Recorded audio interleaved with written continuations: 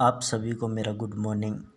मैं Rajendra Kumar Rohilan, faculty of SMP school कैरवाली।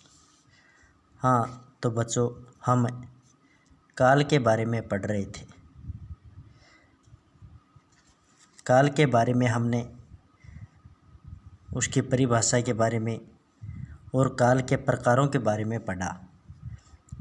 और हमने सबसे पहला प्रकार पढ़ा वर्तमान काल। वर्तमान काल के भी हमने दो भेद पढ़ लिए थे।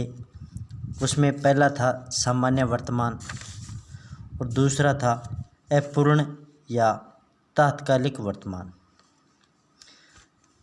यानी वर्तमान काल कहते किसे हैं? यानी क्रिया का वह रूपांतरण जिसके द्वारा कोई भी कार्य वर्तमान समय में होने या करने का बोध होता है। यानी कर्ता के द्वारा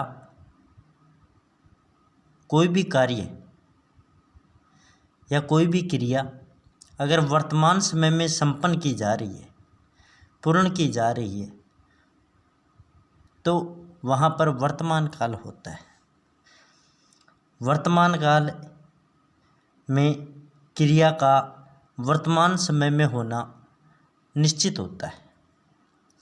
यानी उसका वर्तमान समय से किसी न किसी प्रकार से संबंध होता है, तो वहाँ पर वर्तमान काल होती है। वर्तमान काल के हमने भेदों के बारे में पढ़ा। हमने उसमें पढ़ा कि एक वर्तमान काल होता है, एक भूतकाल होता है, एक भविष्य काल होता है। लेकिन वर्तमान काल के भी अपने कई उपभेद होते हैं और उन उपभेदों में हमने दो सामान्य भेद पढ़े थे। एक पहला सामान्य वर्तमान, दूसरा अपूर्ण या तात्कालिक वर्तमान। सामान्य वर्तमान में हमने पढ़ा कि उस वर्तमान या सामान्य वर्तमान में कर्ता के द्वारा जो भी कार्य किया जाएगा वह वर्तमान समय में होने का क्या करवाएगी? हमें बोध करवाएगी, ज्ञान करवाएगी। पता चलेगा कि कर्ता के द्वारा कोई भी कार्य वर्तमान समय में किया जा रहा है। और उसकी मैंने मुख्य पहचान बताई थी कि क्रिया के अंत में, यानी क्रिया धातु से मिलकर बनी होती है, तो धातु के अंत में ता है, ती है, ते है आदि शब्द जुड़े होते हैं, तो वहाँ पर कौन सा वर्तमान होता है? सामान्य वर्तमान। दूसरा हमने पढ़ा अपूर्ण वर्तमान या तात्कालिक वर्तमान। अपूर्ण वर्तमान यानी जो कभी पूर्ण नहीं हुआ, अपूर्ण यानी जिसकी पूर्णता का हमें बोध नहीं हो। यानी कार्य वर्तमान समय में हो रहा है लेकिन वह अभी पूर्ण नहीं हुआ, उसके पूर्ण होने का निश्चित बोध नहीं होता है। यानी क्रिया का जो प्रभाव है, फल है, व्यापार है, उसकी निरंतरता का बोध वर्तमान समय में होने का बोध होता है। यानी क्रिया पहले से चली आ रही थी भूतकाल से ही, लेकिन वर्तमान समय में भी वह निरंतर उसी प्रकार से चल रही है। तो अपूर्ण या तात्कालिक वर्तमान की पहचान के रूप में धातु के अंत में रहा है, रही है, रहे हैं, रहे हो आदि शब्द जुड़े होते हैं। यानी सामान्य वर्तमान में मैंने कहा ता है, ती है, ते है, और अपूर्ण या तात्कालिक वर्तमान काल में रहा है, रही है, रहे हैं, रहे हो आदि शब्द जुड़े होते हैं। और वो भी किसके साथ में? धातु के साथ में। ये दो पढ़ने के बाद में आज हम उसी क्रम को आगे बढ़ाते हुए पढ़ेंगे। और आज हम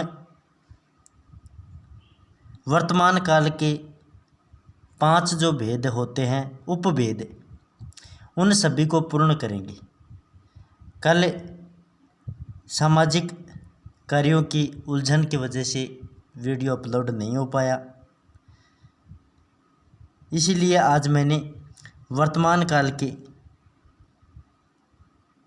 उपभेदों को एक साथ समझाने की कोशिश की है। अगर कहीं पर समझ में नहीं आता है तो बार बार पूछ सकते हैं।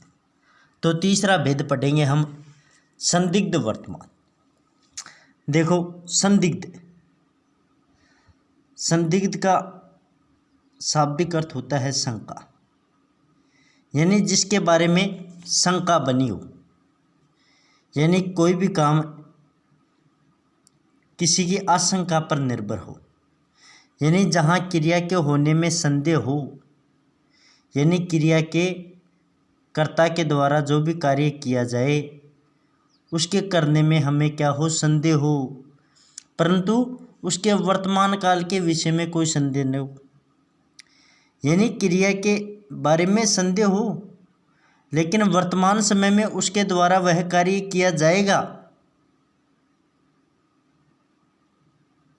वर्तमान समय में किया जाएगा, इसके बारे में कोई संदेह नहीं होता। यानी कर्ता कार्य जरूर करेगा वर्तमान समय में, लेकिन वह क्रिया करे या ना करे इसके बारे में क्या होता है, संदेह होता है। और संदिग्ध वर्तमान काल की पहचान के रूप में क्रिया की धातु के अंत में ता होगा, ती होगी, ते होंगे, ते होगे जुड़े रहते हैं। यानी संदिग्ध वर्तमान वहाँ पर होता है जहाँ क्रिया के होने में संदेह होता है लेकिन वर्तमान काल के विषय में कोई संदेह उत्पन्न नहीं होता। यानी कार्य वर्तमान समय में होगा जरूर, उसके वर्तमान समय में होने के बारे में कोई भेद संदेह उत्पन्न नहीं होता, आशंका उत्पन्न नहीं होती, लेकिन कर्ता के द्वारा अगर वह क्रिया की जाए या नहीं की जाए उसके बारे में हमें क्या रहती है, संदेह रहता है, शंका रहती है, संभावना बनी रहती है। यानी उसके बारे में हमें मन में आशंका बनी रहती है, तो वहाँ पर संदिग्ध वर्तमान होता है।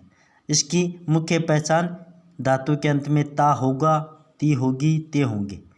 जैसे अपन उदाहरण देखें, जैसे मनीष पत्र लिखता होगा, लिखता होगा, यानी मनीष के द्वारा कार्य क्या किया जाएगा, पत्र लिखने का, लेकिन लिखता होगा।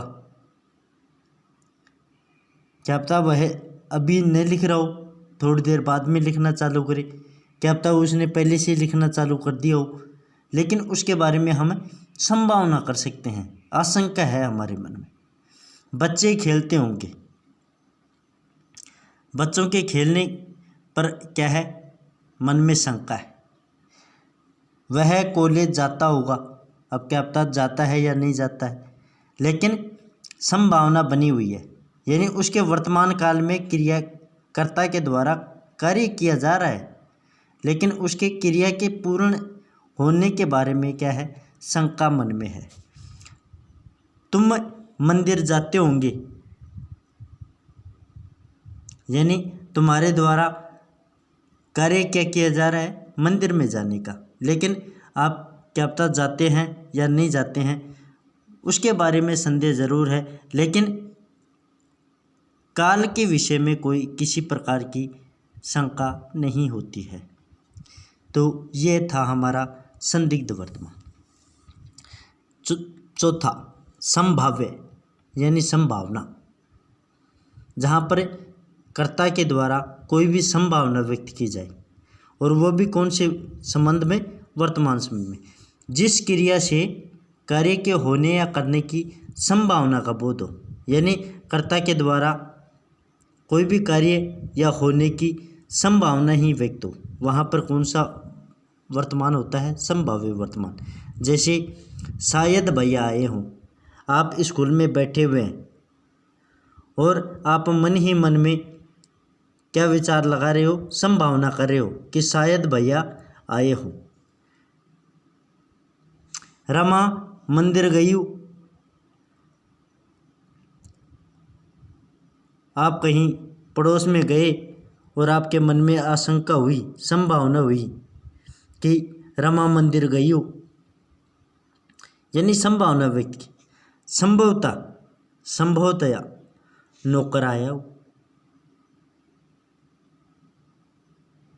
यानी इस संभाव्य वर्तमान में कर्ता के द्वारा संभावना व्यक्त की जाती है।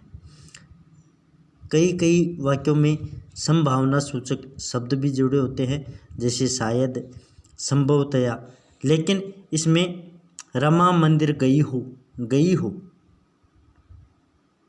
तो ये क्या है, संभावना है। और अंतिम होता है आज्ञार्थक। आज्ञार्थक यानी कर्ता के द्वारा कोई भी आदेश दिया जाता है किसी दूसरे को, तो वहाँ पर आज्ञार्थक वर्तमान, यानी वह वर्तमान समय में किसी कर्ता के द्वारा कोई भी कार्य, क्रिया आज्ञा के रूप में किसी दूसरे को आज्ञा दी जाए, यानी क्रिया की जिस रूप से वर्तमान समय में आज्ञा देने का बोध हो, यानी क्रिया में कर्ता के द्वारा किसी दूसरे को क्या दी जा रही है, आज्ञा दी जा रही है, आदेश दिया जा रहा है, यानी आप इस मेरे द्वारा कहे गए कार्य का अनुपालन करें, आदेश दिया जाए, तो वहाँ पर आज्ञार्थक। जैसे महेश अब तुम खेलो, यानी आपके पास में महेश नाम का कोई बैठा है, फिर आप बैठे बैठे क्या कहते हो, महेश अब तुम खेलो, यानी आपके द्वारा क्या दिया जा रहा है, आज्ञा दी जा रही है, और वो भी कब, वर्तमान समय में।